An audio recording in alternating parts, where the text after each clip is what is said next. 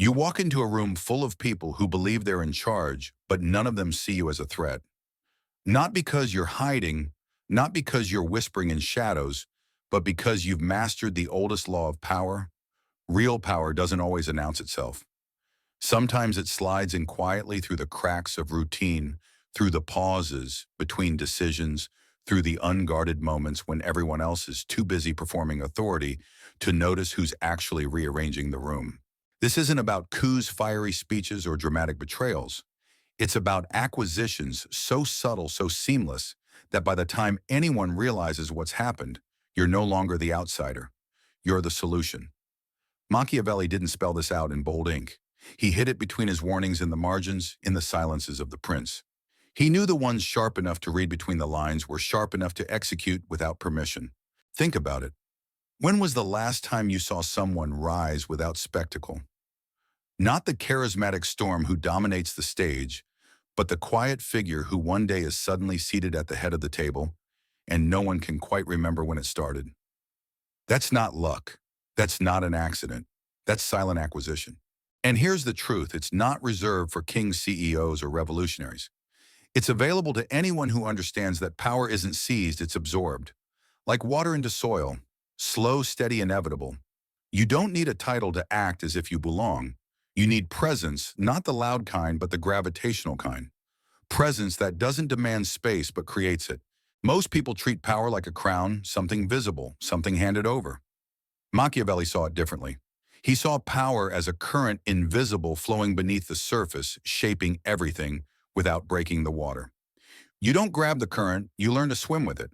Better yet, you learn to redirect it. And here's the genius, no one notices the redirection until the river has already changed course. That's the essence. Silent acquisition isn't about force, it's about frequency. It's about showing up consistently where decisions are made. Not to argue, not to seek applause, but to quietly become part of the rhythm.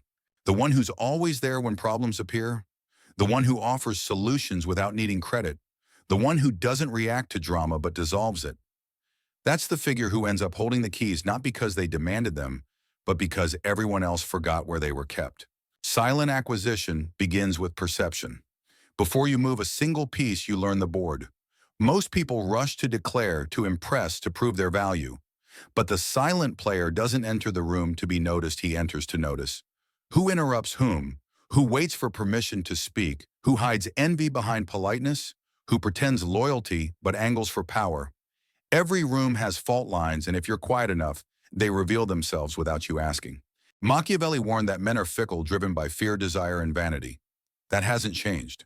Watch carefully and you'll see how every decision is less about logic and more about ego.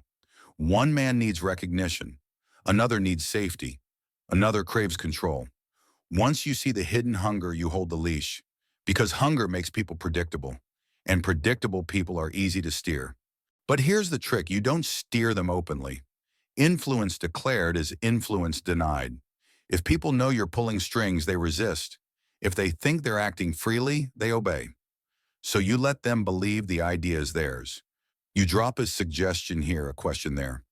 You leave silence at the right moment so they fill it with your solution.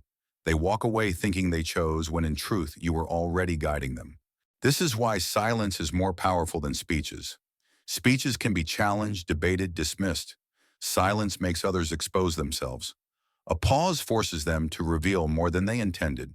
A raised eyebrow makes them defend themselves without accusation, and in defending, they confess. Over time, you become the person everyone looks to, not because you demanded authority, but because you created gravity. Decisions start to orbit you naturally. Influence isn't granted, it's accumulated grain by grain until one day it weighs more than crowns. That's the nature of silent acquisition. You don't enter as the king. You don't even enter as the challenger. You enter as the quiet one, the overlooked one, the one who never seems threatening. And by the time they realize the quiet one has become indispensable, it's already too late. The fortress is yours and you never fired a shot. The third law of silent acquisition is positioning. Power rarely comes from the loudest voice in the room. It comes from the one who places himself where decisions flow. You don't need the throne if you control the corridors that lead to it. You don't need the crown if you can whisper to the crown bearer. Machiavelli understood this deeply. He advised princes to rely not only on their armies but on their advisors because advisors shape what the ruler believes. Think about that the one who frames the choices often has more power than the one who makes them. This is why positioning matters more than recognition. Recognition feeds the ego. Position feeds control. So how do you position yourself? First, proximity. Not physical closeness, but functional closeness. Be the person solutions pass through. Be the bridge others must cross. If you become the channel, you become inevitable. Second, neutrality, or at least the appearance of it. Avoid being seen as anyone's enemy. When factions fight, both sides confide in the one who doesn't openly take sides. You become the listener, the mediator, the one they trust with secrets. And secrets are currency. Third, consistency. The loud rise quickly but burn out just as fast. The consistent one, always present, always steady, becomes the pillar others lean on. And pillars don't ask for crowns, they are handed them when the roof starts to collapse. Positioning also requires restraint. Don't rush to the spotlight. Don't demand titles. Let others scramble for recognition while you quietly weave influence. The one chasing applause shows his need. The one who doesn't need applause gains authority without asking. History is full of examples. The shadow advisors who shaped kings, the bureaucrats who outlasted regimes, the generals whose counsel mattered more than the ruler's decree. These figures didn't grab power, they absorbed it. They became irreplaceable by being positioned where all roads met. So the third law is this: stop reaching for the throne. Build your chair in the shadows beside it. When the throne falters, you'll already be seated in the stronger position, the one that doesn't need a crown to rule. The fourth law of silent acquisition is patience. Power built quickly collapses quickly. The loud climber who rushes to the top becomes a target before he's ready to defend himself. The patient one, the quiet one, advances so gradually that no one notices until it's too late. By then, he is too woven into the system to be removed. Machiavelli warned that fortune favors the prepared, and preparation requires time to observe, to build alliances, to study weaknesses, to let rivals expose themselves. The impatient spend their energy declaring who they are. The patient conserve theirs, waiting for the precise moment when action matters most. Patience isn't inactivity, it's strategy. Think of it like a chess game. You don't rush your queen into the center in the opening moves.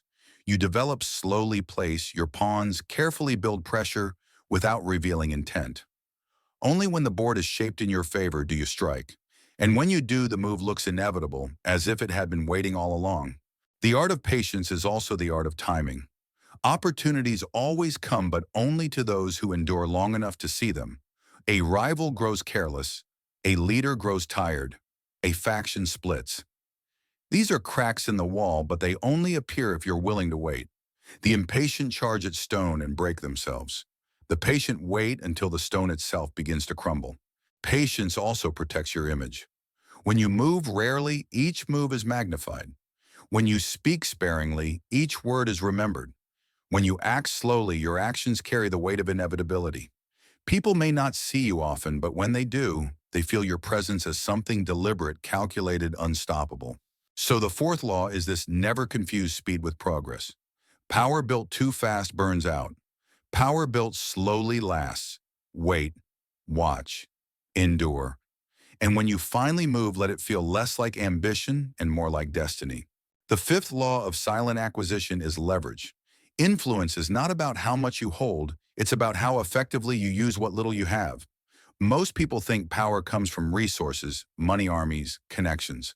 But Machiavelli knew that even small advantages, when applied with precision, can tilt the entire board. Leverage begins with knowledge. A single secret can outweigh a mountain of gold. A single observation about someone's weakness can give you control over their choices. People expose themselves constantly through vanity, envy, or fear. If you're quiet enough, you'll see the cracks. And once you see the cracks, you don't need to strike hard, you only need to press gently. Leverage also comes from scarcity. When you give little of yourself, your time, your words, your approval, every piece becomes valuable. A nod from you means more than 100 compliments from someone else. A moment of your presence becomes a reward. Scarcity transforms ordinary gestures into currency, and currency becomes leverage. Another form of leverage is alignment. You don't need to create power from nothing. You align yourself with currents already moving. Rivals who despise each other. Systems weighed down by inefficiency. Ambitions left unfulfilled. You don't resist the tide. You redirect it. You let others spend their energy while you shape the outcome. In the end, they feel like they've won, but the structure bends quietly in your favor. History proves it. The advisor who whispered at the right moment. The merchant who controlled supply instead of armies. The strategist who waited for his enemy to overextend before striking. None of them had overwhelming force. They had leverage. And leverage, when applied with precision, is invisible until it's already decisive. So the fifth law is this: don't chase power directly. Collect fragments, knowledge, silence, scarcity alliances, and let them compound. A single lever placed at the right point can move the world. And when the world moves, no one remembers who pulled it. The sixth law of silent acquisition is misdirection. To move without resistance, you must allow others to look the wrong way. Most people sabotage themselves by advertising their ambition. They signal their hunger, they overplay their moves, they draw attention before they have the strength to withstand it. The Machiavellian knows better. You grow in shadows, not in the spotlight. Misdirection begins with appearances. You present yourself as harmless, agreeable, uninterested in control. You let louder voices fight for dominance while you quietly collect influence. People dismiss you, underestimate you, even trust you more because they don't see you as a threat. That is the shield you build low expectations. And when you finally strike, no one is prepared. It also works in conversation. When you want to learn what someone truly thinks, you don't interrogate, you misdirect. You play curious, distracted, even naive. While they relax, believing you lack sharpness, they reveal themselves freely. Meanwhile, you give away nothing. They think they are leading the dance, but every step takes them closer to where you want them. Misdirection can even be strategic incompetence. Pretend not to know and others over-explain. Pretend not to care and others compete to prove their loyalty. Pretend to be weak and others reveal their strength prematurely. Every act of false simplicity buys you time and information. And in power, time and information are everything. History's most dangerous figures often played the fool. They smiled, nodded, acted smaller than they were, until the moment came to reveal the trap. Their rivals, already overconfident, collapsed under their own arrogance. That collapse was engineered not by force, but by misdirection. So the sixth law is this: never show the full blade. Distract with the sheath. Let others think you're ordinary, safe, even weak. Because when their guard drops, when their attention wanders, when they stop calculating against you, that's when silent acquisition turns into silent conquest. The seventh law of silent acquisition is dependency. People like to believe they act from freedom, but most decisions are chained to need for approval, safety, recognition, or advantage. If you want lasting influence, you don't fight people directly. You make them need you. Machiavelli understood this better than anyone. He wrote that it is safer to be feared than loved because fear binds more tightly. But there's another chain just as strong as fear: dependency. When others believe they cannot move forward without you, they surrender power willingly. They stop competing with you because they think their survival, their success, even their identity depends on your presence. How do you build dependency? By giving sparingly. You don't flood people with support. You provide just enough at the right moment so they associate progress with you. A word of encouragement when they are doubtful. A solution when no one else offers one. A silence that makes them crave your response. Each gesture is a hook, and once hooked, they begin to orbit around you. Dependency also grows when you position yourself as the only one who can balance contradictions. To rivals, you appear as mediator, to allies as protector, to leaders as advisor, to followers as inspiration. Each group begins to see you as irreplaceable in a role they can't fill themselves. The more roles you quietly hold, the tighter the web becomes. But the key is restraint. If you give too much, they grow entitled. If you give too little, they drift away. The art of dependency lies in rhythm, presence, and absence, approval, and silence, warmth, and cold. Just enough to keep them reaching, never enough to let them feel full. History is full of rulers who ruled not by armies, but by dependency. Generals who made their soldiers believe no victory was possible without them. Advisors who made kings feel blind without their counsel. Leaders who gave nations the illusion that only they could hold chaos back. Dependency is the invisible chain that binds tighter than fear or love. So the seventh law is this: don't chase loyalty. Build need. Make yourself the gap no one else can fill, because the one they depend on is the one they never betray, at least not until it's already too late. The eighth law of silent acquisition is contrast. People are numb to what is constant, but they are electrified by what shifts. If you are always kind, they take it for granted. If you are always distant, they grow indifferent. But when you alternate warmth one moment, silence the next, you create tension.